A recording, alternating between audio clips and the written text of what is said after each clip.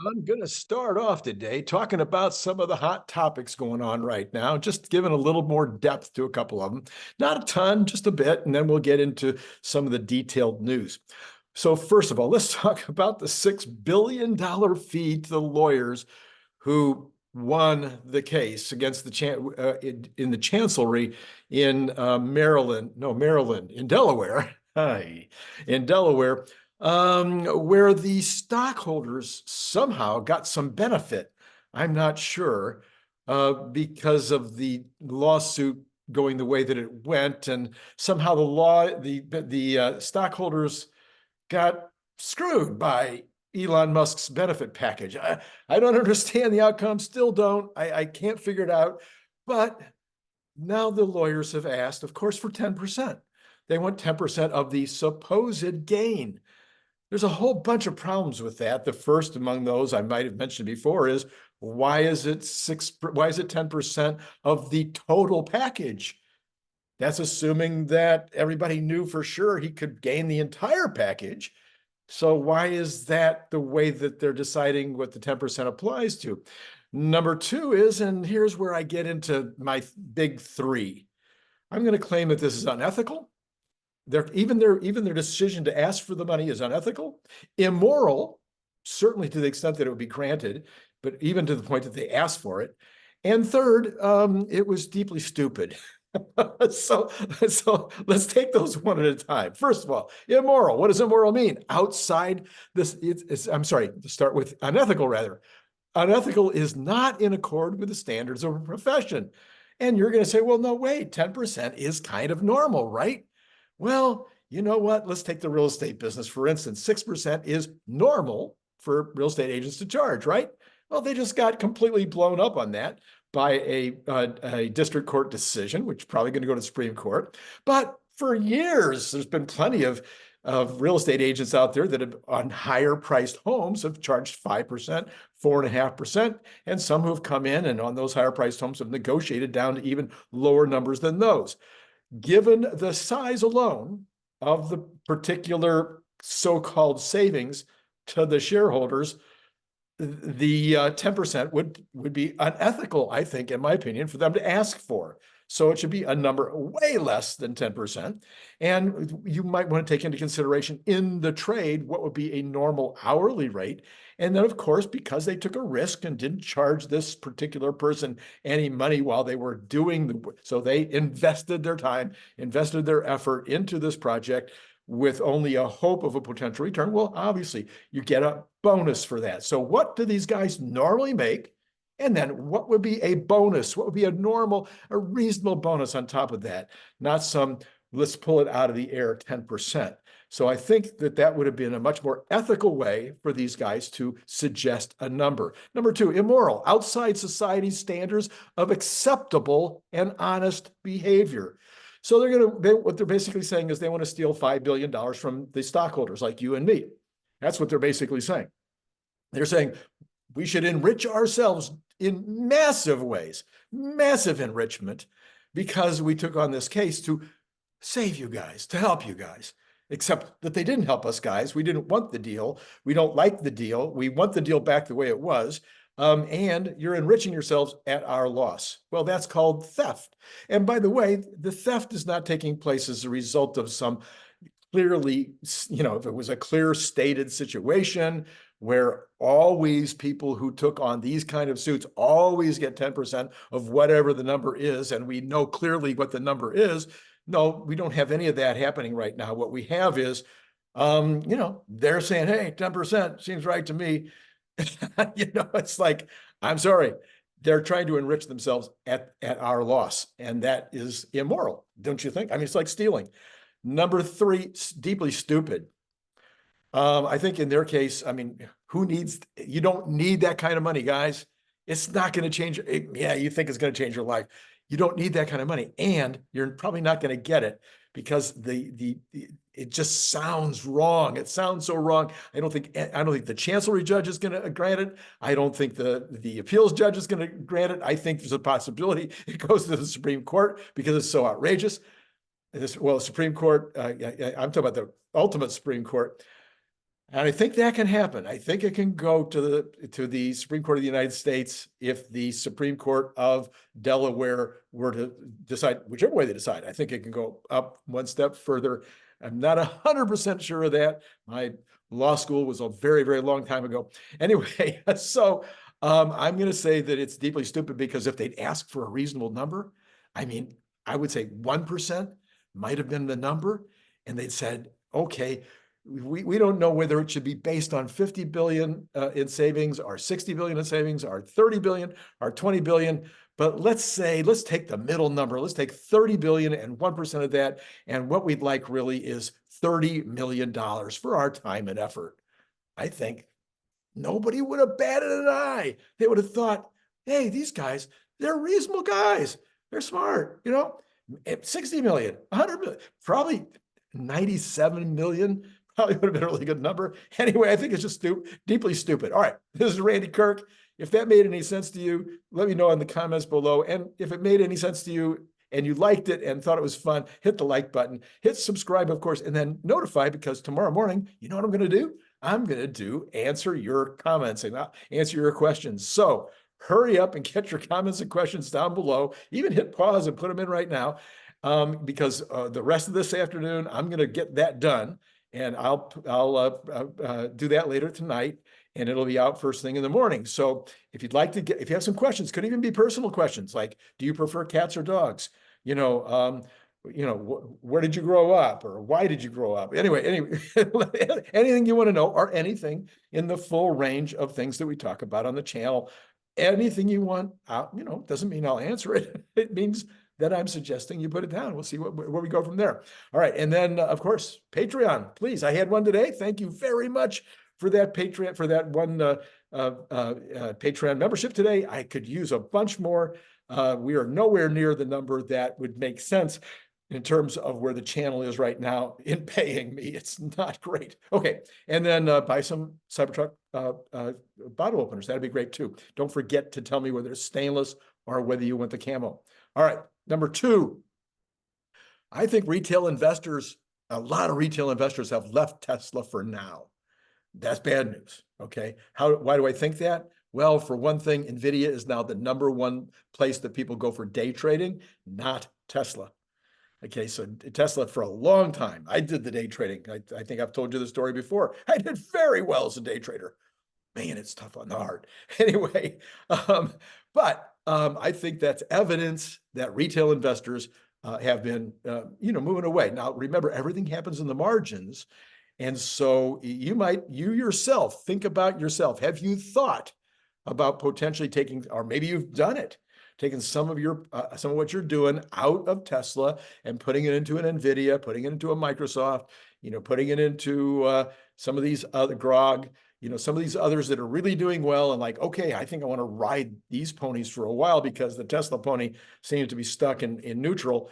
That was a mixed metaphor. Anyway, but let me know in the comments below. Have you lowered your position in Tesla or not added to it and added to something else instead? Maybe even went out and bought property or something else instead of investing in Tesla. So I think some retail investors have gotten out. Now, the good news is there's always more retail investors coming in. Why is that? If for no other reason than 2 million people this year will buy a Tesla vehicle. A lot of those are going to be buying Cybertrucks, and those that buy Cybertrucks are going to be very enthusiastic and excited.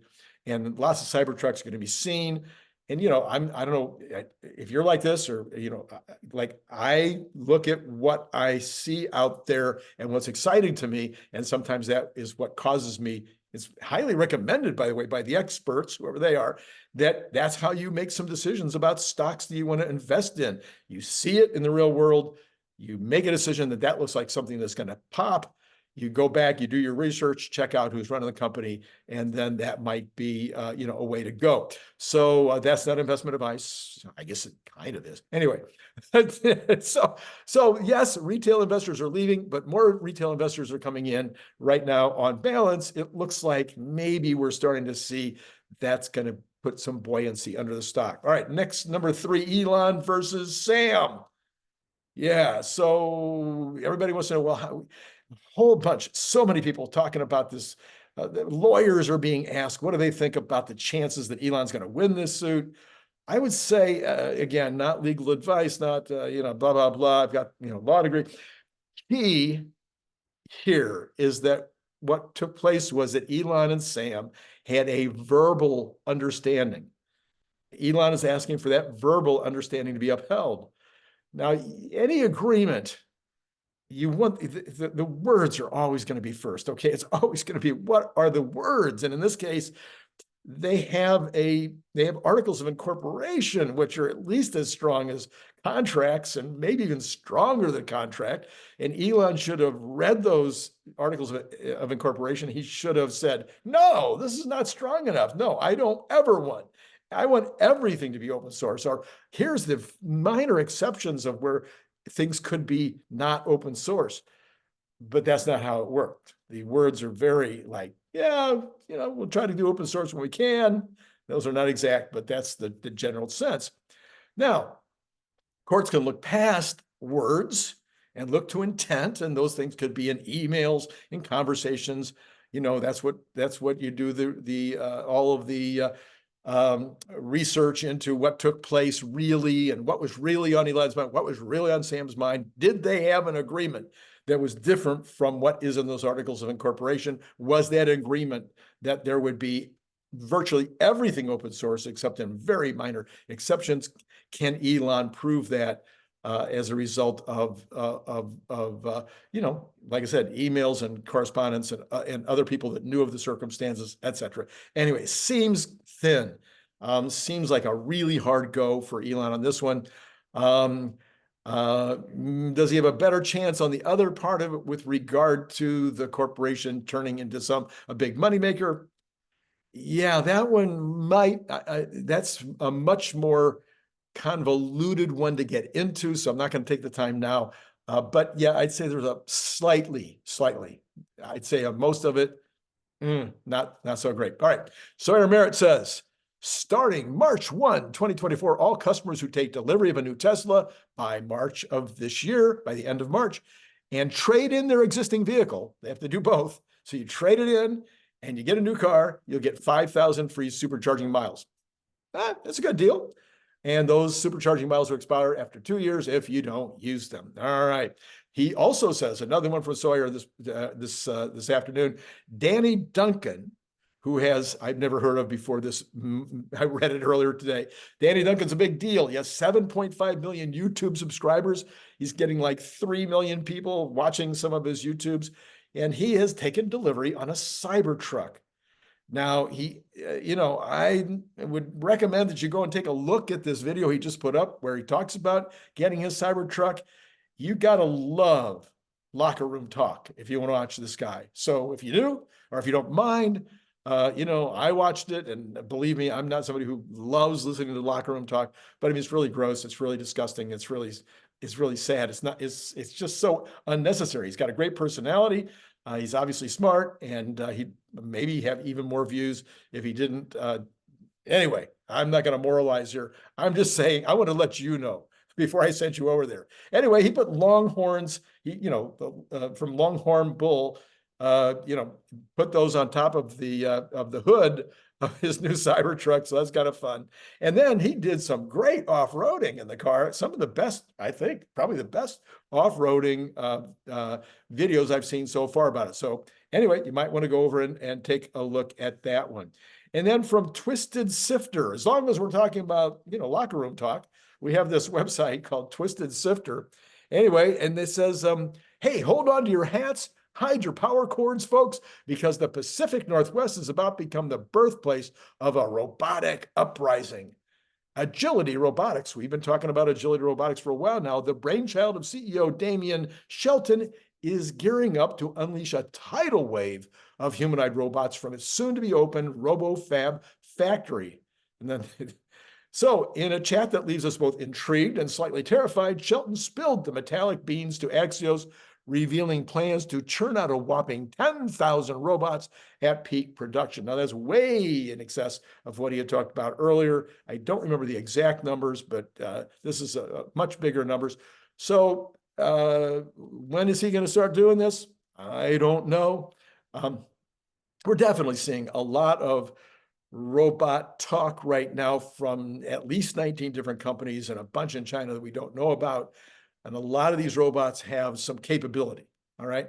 This is, and I know Larry doesn't agree with me on this. And Larry, I love you, but I think you're wrong on this one. Somebody is going to start selling or renting these really soon. All they have to do, they don't have to walk in the factory, even if they have the ability to walk in the factory. They can stand at their post and do things where they don't even need to turn to the side. They don't need to shuffle their feet at all. And some of these companies are going to want the revenue. Whether that's Tesla or not, I don't know. But some of these companies are going to want the revenue. Are they going to want the in-factory testing, the in-factory activity? They're going to want something to be going on in factory in order to test out what they're doing and to gather data. So I believe there's already some now. We've heard that NIO is already doing it. We've heard that possibly BYD already has one or more robots in the factory. I think we're looking at, and by the way, this article also said that Agility has built 100 bots so far since 2016 when they first started out doing this. Again, suggesting to me that if there is a reason to, now maybe there's no reason to, and I'm not there and I can't make the judgment, but if there's a reason to, Tesla has made as many bots as they care to. They're not holding back. It's not like money is going to hold them back from building a bunch of these. If they need 100, they'll build 100. If they need 1,000, they'll build 1,000. I felt, based on what we were hearing from a lot of experts, is that they really needed that 1,000 to gather the data and just put them at workstations and let them work and do different things in order to generate the data. Maybe they found other ways. Who knows? Maybe some of these other guys are building dozens or hundreds. I don't know.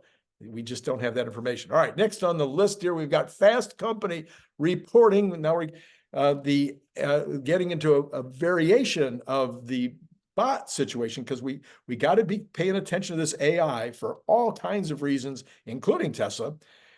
Fast Company says the app-based AI chatbot already handles 2/3 of all customer service chats, the company said Tuesday. This was Klarna. Klarna says that they are the 2.3 million conversations so far. The virtual assistant earning customer service satisfaction ratings at the same level as human agents. I said that wrong last night. We brought this article up a little bit with Larry last night. I said that was better than human agents. Well, apparently, unless maybe some other article had it a different way, it's the same as the human agents. They estimate that the bot could save them this year $40 million. The bots are doing the work of 700 full-time agents. Now you got to think about this as incoming customer service calls. So I've got something wrong with what wherever you sold me, I got a question, I need an update, I can't get it to work right, I need to return it. I need something else, I want to buy some accessories. So these are handling all of the first level, maybe second level calls, and it's only the much more sophisticated things that need to go to a human. As was pointed out on some videos I was watching, I think it was on All In Broadcast earlier today, they were talking about this very situation, and they said, look, these bots are going to be speak very well. You're hardly going to know you're talking to a bot. It'll sound like a human. It will be able to speak in your language, maybe even in your dialect. It'll just duplicate your dialect. They'll probably eventually add a little humor. I mean, it's going to be crazy business. So this is incoming calls to customer service, but these could also be outgoing calls. I was in a business where we did, as you know, water bottles, and we printed on the water bottles. So maybe you're having an event, your PTA or your Girl Scouts or the local baseball league or whoever it was having an event, and you have this event every year. I actually wrote articles about this in the magazines in the industry. I said, you should have your customer service people calling that end user, that person that's going to have that event, 3 months or 4 months before that event, and making sure that they're going to use your product again next year. You just call them up and say, hey, Last year, you used my bicycle water bottle for your event. Can we help you with the logo? Can we help you with the art? Is there anything we can do? Did you know we have this and this and this? You should be calling those people on a regular basis. Well, we never had time, and it's expensive to do that. But what if you had a bot that could make that call? That's just one example. Real estate people calling me all the time, wanting to know if I want to sell one of our homes. Could be a bot. You get the point. All right. This is going to be huge. It's going to be big. The guys on Chamath and the rest of the gang on All In, they were like, yeah, this is just massive. Can't even imagine how big. All right. Anyway, they also talked about, of course, the big question, what happens to all the human workers? Okay. I'm reminded of the elimination of receptionists. I remember when that was taking place. There was receptionists in every company, right? Sometimes two, sometimes three. Remember when that took place? Well, those people, there's no receptionists anymore. They're all gone. The receptionists that they have now do it better, do it cheaper. Do I think that receptionists sometimes is a really good idea? I've got my car being worked on right now. Our Tesla got a little smashed by somebody in a parking lot. And so it's being worked on right now. And that company has a live receptionist, and it's great. She's got a good personality. I enjoy calling. It's great. Anyway, but the truth is nobody has receptionists anymore. All right. Gary Black says, EV leaders like Tesla need to drive the narrative that the hype is gone from electric vehicles and it's mainstream now. All right. He didn't say that. I added that little parentheses in there. So, the electric vehicle was like, well, it's blah, blah, blah, and you got all the first movers and everybody excited and everything else. And he's saying, and others are saying, and I saw some headlines that were saying the hype is gone, and now you need to, it's a mainstream product now. So that's going to change how you deal with it. Yes and no. I don't think the hype is gone. I think the hype is gone for some, especially on the coasts, especially in Northern Europe, some parts of China. But no, the hype is not gone yet. There's a huge amount of folks out there for whom this is a complete, they've never been in one. They've never seen one, maybe. They've never driven one. They have no idea how different it is to get in one of these cars, minimalist interior, the entertainment center, all the controls and one screen, the power, the safety. They have no idea. They're clueless. So no, I don't necessarily agree the hype is gone, but it's a good idea to start thinking that way. So he says we've gone from stage one early adopters buying EVs to stage two rational pragmatics who need to be convinced through facts, figures, and analysis why to buy an EV. It's not about high monthly interest payments. It's about increasing and more effective communications. Think about Apple, how Apple convinced users of BlackBerry, Motorola, and Nokia dumb phones to switch to smartphones. I don't think that's a really great example. Once you saw a smartphone, once your friend got one, it's kind of like a Tesla, only it happened way faster. Once you saw a smartphone in action, it wasn't like it took a long time to make that decision. I think it took 2 years before they had people, I think it was the second year, if I remember right. Maybe it was 2 years after the introduction. Somewhere in that first 2 years, people were lined up around the block wanting to be the first one to get the next year.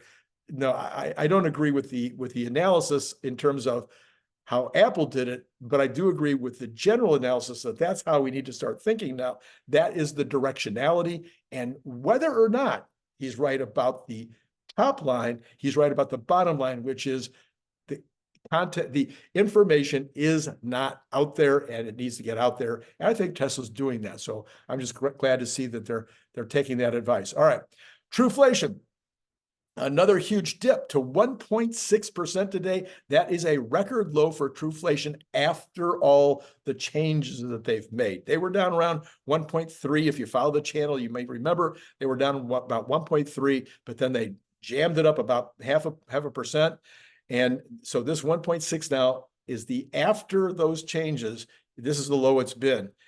Durables are down big. I mean, they're in negative territory. Clothing in negative territory. And that was a lagging one. Clothing was hanging in there. Now it's down. Transportation still positive, but coming down mostly because of new cars, used cars, and ancillary things.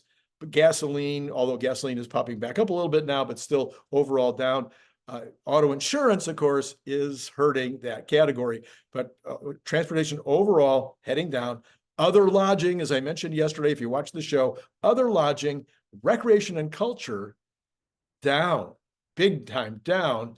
We talked about this with Larry last night. A lot of people are going to Europe this year. They're not spending the money in the U.S. So hotel rates, airplane rates may be coming down. Personal care items down, education down. Don't know exactly what's going on with education. That might be enough information for an entire show, since my wife is a university professor. But I think the universities are struggling for a bunch of reasons, and so maybe they're having a hard time raising prices this year, because they've been raising prices like crazy for years. What's going up? We've got food up, but it's still in good shape, but it's up. Health up, still pretty good, like 1%. Owned homes up like 6%. That's the big one. So anyway, maybe we'll start to see some softness in the services category. The Fed, if they continue to base things, if they're going to make their whole decision based on owned homes, it's going to be a long story, because nobody's selling and there's no inventory. And if you listen to this program, you know I know a lot about this category. Anyway, one thing every economist does seem to agree on: the consumer is the reason we escaped a recession last year, and the reason we're looking pretty good so far in quarter 1.